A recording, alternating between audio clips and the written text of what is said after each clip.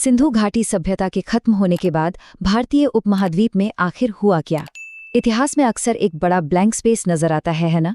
लेकिन असल में यहीं से एक नई सभ्यता की शुरुआत हुई, जिसने हमारे इतिहास, संस्कृति और आज के समाज की एक बहुत ही मजबूत नींव रखी। आज के इस एक्सप्लेनर में हम बात करने वाले हैं वैदिक काल की। 1500 ईसा पूर्व से लेकर 600 ईसा पूर्व तक का वो सफर, जिसे समझना किसी भी प्रतियोगी परीक्षा के लिए एब्सोल्यूटली क्रूशल है। तो चलिए बिना किसी देरी के सीधे विषय में गोता लगाते हैं। इस पूरी टाइमलाइन को अच्छे से समझने के लिए हमने इसे कुछ खास हिस्सों में बांटा है। हम आर्यों की उत्पत्ति और उनकी असली पहचान से शुरुआत करेंगे, फिर वैदिक साहित्य को देखेंगे, अर्ली वैदिक पीरियड के समाज को समझेंगे और फिर देखेंगे कि कैसे लोहे की एक छोटी सी खोज ने सब कुछ हमेशा के लिए बदल दिया। लास्ट में एक क्विक तुलनात्मक विश्लेषण करेंगे ताकि सारे कॉन्सेप्ट्स दिमाग में सेट हो जाएं। तो सबसे पहले बात करते हैं शुरुआत की, उत्पत्ति और ये आर्य का कॉन्सेप्ट आखिर है क्या। देखिए, एक बहुत बड़ी गलतफहमी है कि आर्य किसी खास नस्ल या रेस का नाम है। लोग अक्सर इसे इसी तरह इस्तेमाल करते हैं, लेकिन मूल रूप से ऐसा बिल्कुल नहीं है। आर्य संस्कृत भाषा का एक शब्द है जिसका सीधा सा मतलब होता है श्रेष्ठ, कुलीन या अगर इंग्लिश में कहें तो नोबल। ये किसी बायोलॉजिकल मानव जाति को नहीं बल्कि एक भाषाई और सांस्कृतिक समूह को दर्शाता है। ये पॉइंट एकदम क्लियर होना चाहिए। अब सवाल ये उठता है कि ये आर्य आखिर आए कहाँ से थे। इसे लेकर हिस्टोरियंस के बीच काफी लंबी डिबेट रही है। बाल गंगाधर तिलक जी का मानना था कि वे ठंडे आर्कटिक प्रदेश से आए थे। वहीं स्वामी दयानंद सरस्वती जी ने तिब्बत का सिद्धांत सामने रखा। लेकिन अगर हम हिस्टोरिकल और भाषाई साक्ष्यों को कंबाइन करें तो मैक्स मूलर का मध्य एशिया वाला सिद्धांत आज भी सर्वाधिक मान्य है। खैर, वो जहां से भी आए हों, इस पूरी सभ्यता के बारे में हमें जो कुछ भी पता चलता है उसका सबसे ऑथेंटिक सोर्स है उनका साहित्य। इन ग्रंथों को सामूहिक रूप से श्रुति कहा जाता है, यानी वो ज्ञान जो सुनकर मौखिक रूप से एक जनरेशन से दूसरी जनरेशन तक पहुंचाया गया। इसमें 4 वेद सबसे मेन है। ऋग्वेद सबसे प्राचीन है, जिसके मंत्रों को पढ़ने वाले पुरोहित को होता कहा जाता था। और हाँ, फेमस गायत्री मंत्र भी इसी वेद के तीसरे मंडल में है। सामवेद को भारतीय संगीत का जनक माना जाता है और इसके पुरोहित उद्गाता कहलाते थे। यजुर्वेद इकलौता ऐसा वेद है जो गद्य और पद्य दोनों में है। इसमें यज्ञ के नियम हैं और पुरोहित अध्वर्यु थे। और लास्ट में अथर्ववेद, जो जादूटोना और औषधियों पर बात करता है, जिसके पुरोहित ब्रह्मा कहलाते थे। वेदों के अलावा इस काल के लिटरेचर में ब्राह्मण ग्रंथ, आरण्यक और उपनिषद भी आते हैं। उपनिषदों को वेदांत भी कहा जाता है। अब आपको एक बहुत ही इंटरेस्टिंग फैक्ट बताता हूँ। हमारे देश का जो राष्ट्रीय आदर्श वाक्य है सत्यमेव जयते, वो सीधा मुंडकोपनिषद से लिया गया है। सोचिए, हजारों साल पुराने इन ग्रंथों का दर्शन आज भी हमारे आधुनिक राष्ट्र की रगों में दौड़ रहा है। चलिए, अब हम टाइम में थोड़ा पीछे चलते हैं और वैदिक एज के पहले हिस्से में कदम रखते हैं। प्रारंभिक ऋग्वैदिक काल, यानी 1500 से 1000 ईसा पूर्व का समय। शुरुआत में आर्य सिंधु और उसकी 7 नदियों वाले इलाके में बसे, जिसे सप्त सैंधव प्रदेश कहते हैं। अब ये जानकर शायद आपको हैरानी होगी कि ये समाज पितृसत्तात्मक होने के बावजूद अत्यधिक समतामूलक और इक्वल था। वर्ण व्यवस्था जन्म से नहीं बल्कि आपकी काम यानी ऑक्यूपेशन से तय होती थी। कोई भी काम छोटा या बड़ा नहीं था। सबसे कमाल की बात यह है कि लोपामुद्रा और घोषा जैसी महिलाओं को शिक्षा का पूरा अधिकार था और वे सभा और विदत जैसी इंपॉर्टेंट पॉलिटिकल असेंबलीज में एक्टिवली हिस्सा लेती थीं।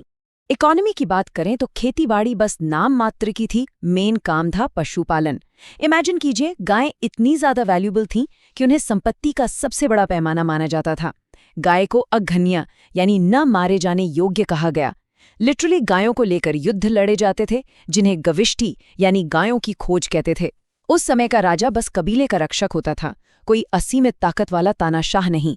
धर्म में भी सब सिंपल था, कोई मंदिर नहीं, कोई मूर्तियां नहीं। वो प्रकृति पूजक थे, जिनमें इंद्र, अग्नि और वरुण सबसे प्रमुख देवता थे। ये सब बहुत अच्छा चल रहा था, लेकिन फिर इतिहास का एक ऐसा टर्निंग पॉइंट आता है जिसने इस पूरे सिस्टम को हमेशा के लिए बदल दिया। और वो टर्निंग पॉइंट था साल 1000 ईसा पूर्व। उत्तर प्रदेश के अतरंजी खेड़ा में एक ऐसी धातु की खोज हुई जिसने मानो दुनिया को देखने का नजरिया ही बदल दिया। वैदिक ग्रंथों में इसे श्याम अयस या कृष्ण अयस कहा गया है। जी हाँ, हम बात कर रहे हैं लोहे की। लोहे की इस खोज ने एक जबरदस्त चेन रिएक्शन को ट्रिगर किया। मजबूत लोहे की कुल्हाड़ियों से गंगा यमुना दोआब के उन घने जंगलों को काटना आसान हो गया जो पहले नामुमकिन लगते थे। लोहे के हलों ने खेती को एकदम से बूम कर दिया। जो लोग पहले गाय चराते हुए इधर उधर घूमते थे, वो अब एक जगह रुककर बड़े लेवल पर खेती करने लगे। पूरी की पूरी सभ्यता अब पशुपालक से कृषि प्रधान बन गई थी। जब एग्रीकल्चर से सरप्लस अनाज आया तो इकोनॉमी ग्रो की और साथ ही पॉलिटिक्स में भी एक बड़ा शिफ्ट आया। छोटे छोटे कबीले जिन्हें जन कहते थे, वो अब बड़े बड़े जनपदों में बदल गए। राजा की पावर बहुत बढ़ गई, उसका पद अब वंशानुगत हो गया और अपनी धाक जमाने के लिए उसने राजसू और अश्वमेध जैसे विशाल यज्ञ शुरू कर दिए। और सबसे बड़ा चेंज, जो बलि अर्ली वैदिक पीरियड में एक स्वैच्छिक भेंट थी जिसे लोग खुशी से देते थे, वो अब एक अनिवार्य टैक्स बन गई। पैसे और पावर ने सोसाइटी को भी काफी कठोर बना दिया। जो वर्ण व्यवस्था पहले आपके काम पर बेस्ड थी, वो अब जन्म पर फिक्स हो गई। ऐत्रेय ब्राह्मण जैसे ग्रंथों से हमें पता चलता है कि महिलाओं की स्थिति में भारी गिरावट आई और उन्हें सभाओं से पूरी तरह बाहर कर दिया गया। ये बहुत ही सैड शिफ्ट था। और इसी टाइम पीरियड में हम पहली बार गोत्र प्रथा और जाबालोपनिषद में 4 आश्रम, ब्रह्मचर्य, गृहस्थ, वानप्रस्थ और संन्यास का कॉन्सेप्ट देखते हैं। अर्थव्यवस्था अब पूरी तरह से एग्रीकल्चर बेस्ड हो चुकी थी। और पता है, जब सोसाइटी बदलती है तो भगवान भी बदल जाते हैं। पुराने नेचर गॉड्स जैसे इंद्र और अग्नि का महत्व घट गया और उनकी जगह प्रजापति, विष्णु और रुद्र सुप्रीम देवता बन गए। धर्म अब सिंपल नहीं रहा। जटिल कर्मकांडों, लंबे मंत्रोच्चारण और बड़े लेवल पर पशु बलि की शुरुआत हो गई। और याद रखिएगा, यही वो धार्मिक कड़वाहट और जटिलता थी जिसके विरोध में आगे चलकर जैन और बौद्ध धर्म जैसी नई विचारधाराओं ने जन्म लिया।